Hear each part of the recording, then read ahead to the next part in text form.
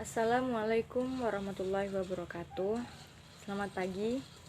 Alhamdulillahirrabbilalamin. Assalatu wassalamu ala asyrafil anbiya'i wal mursalin wa ala alihi wa ashabihi ajma'in, amma ba'du.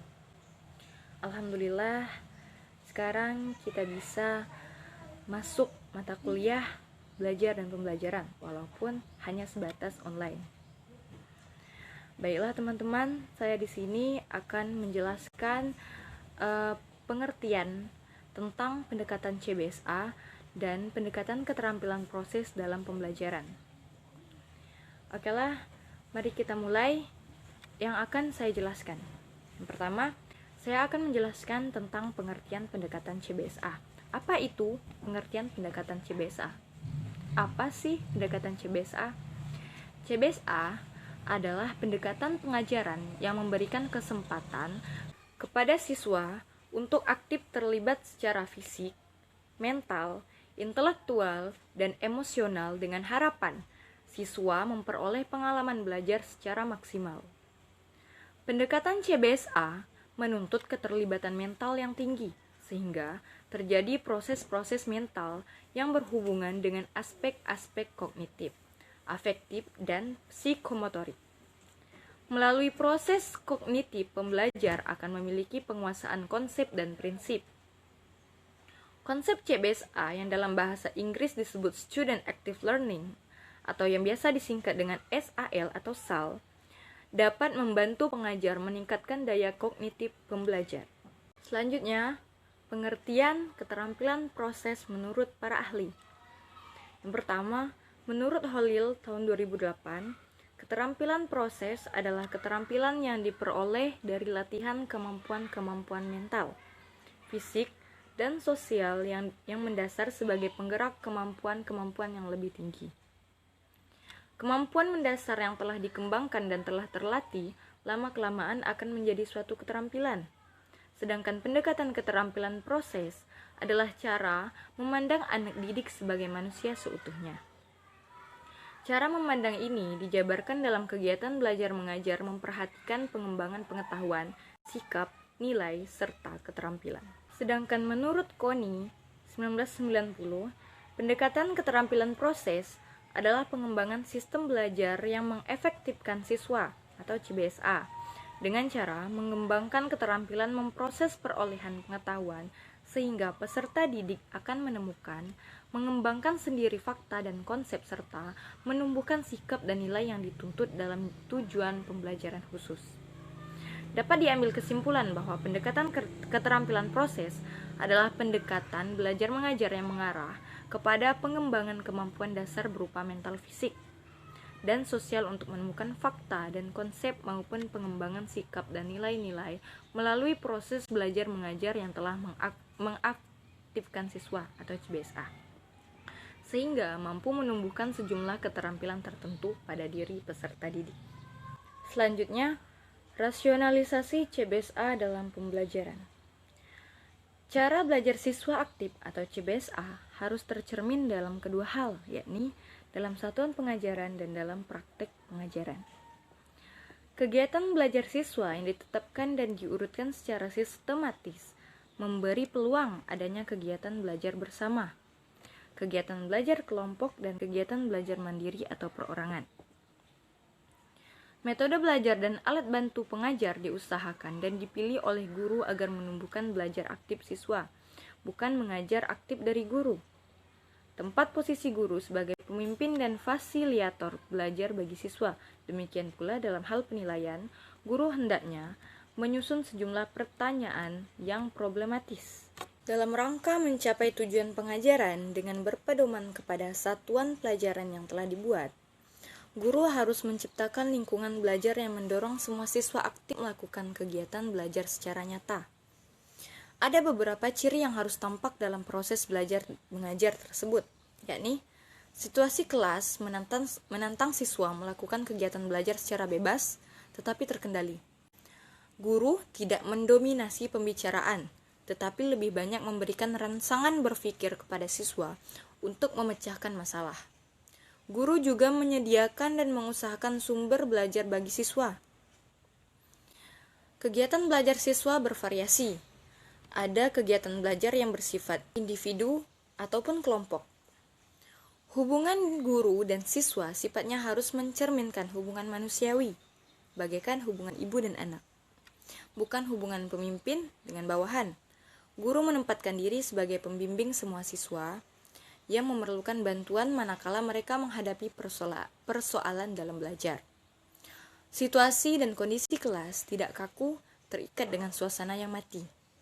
Belajar tidak hanya diukur dan dilihat dari segi hasil yang dicapai siswa, tetapi juga dilihat dan diukur dari segi proses belajar yang dilakukan oleh para siswa.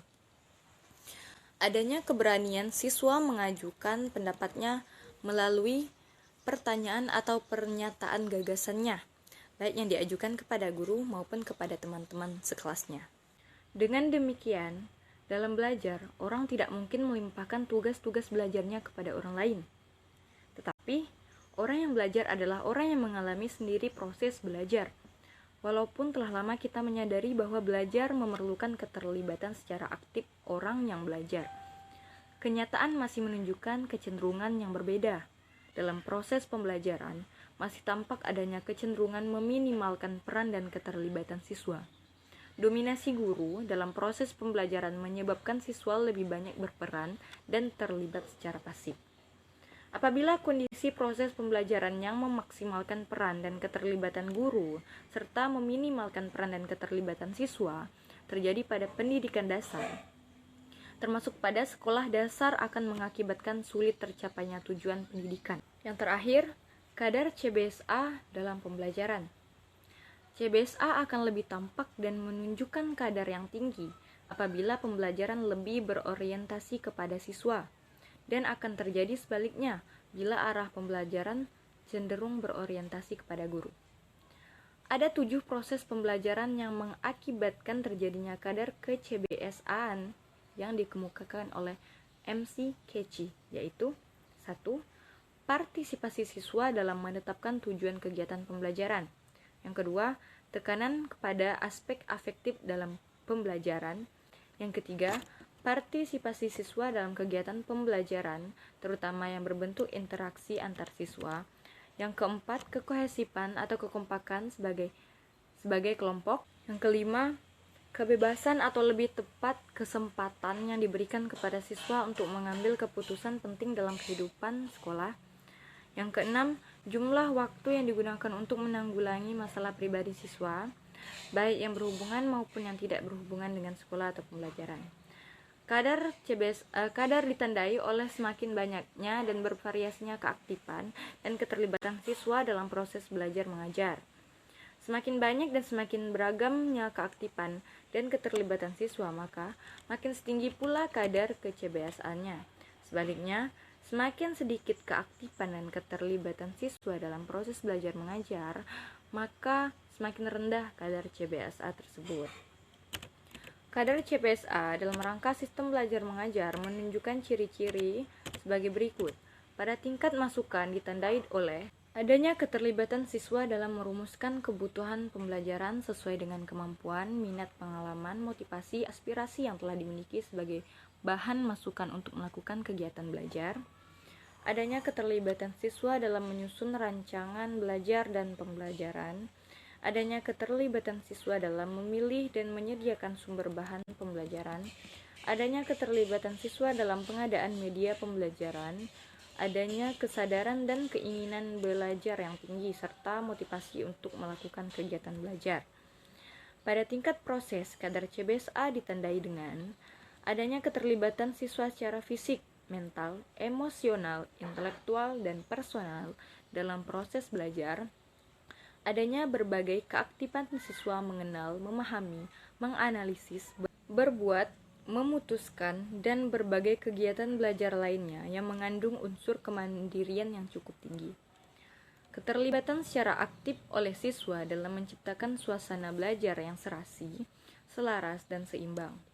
Keterlibatan siswa menunjang upaya guru menciptakan lingkungan belajar untuk memperoleh pengalaman belajar, serta turut membantu mengorganisasikan lingkungan belajar itu, baik secara individual maupun secara kelompok.